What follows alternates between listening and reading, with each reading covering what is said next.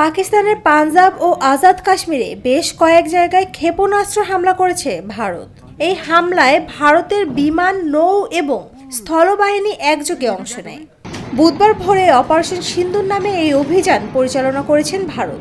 এনডিটিভির এক প্রতিবেদনে বলা হয়েছে, ভারত এই সামরিক অভিযানে উচ্চ এবং দীর্ঘ পাল্লার হামলা চালাতে সক্ষম বিভিন্ন অস্ত্র ব্যবহার করেছে। এই অস্ত্রগুলোর মধ্যে উল্লেখযোগ্য হল স্কাল্প ক্রুজ মিসাইল, হেমার বোমা এবং লেইটারিং মিউনিশন।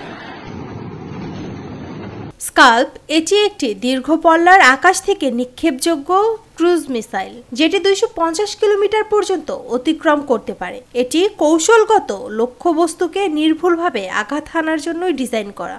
এই মিসাইলটি মূলত বাংকার, সাময়িক ঘাঁটি এবং সুরক্ষিত অবকাঠামো ধ্বংস করতে ব্যবহৃত হয়।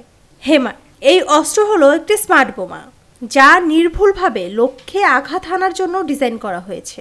এটি বিশেষভাবে শক্তিশালী অবকাঠামো যেমন কংক্রিটে নির্মিত বাংকার এবং বহুতল ভবন ধসে ব্যবহৃত হয়। এই বোমা 50 থেকে 70 কিলোমিটার পর্যন্ত লক্ষ্যবস্তুকে আঘাত হানতে সক্ষম।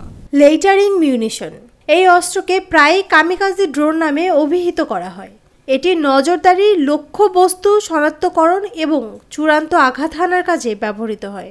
এই ড্রোনগুলো নির্দিষ্ট এলাকায় বাতাসে ঘোরাফেরা করতে পারে এবং লক্ষ্যবস্তুকে শনাক্তের পর স্বয়ংক্রিয়ভাবে অথবা দূরনিয়ন্ত্রিতভাবে হামলা চালিয়ে লক্ষ্যবস্তুকে ধ্বংস করে।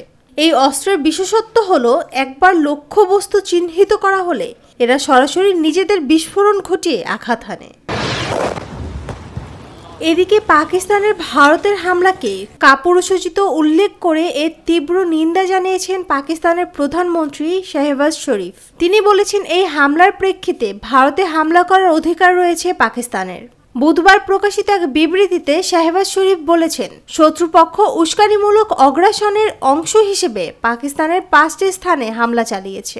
ভারত যে যুদ্ধ চাপিয়ে দিয়েছে তার জবাবে প্রতিক্রিয়া জানানোর অধিকার পাকিস্তানের রয়েছে।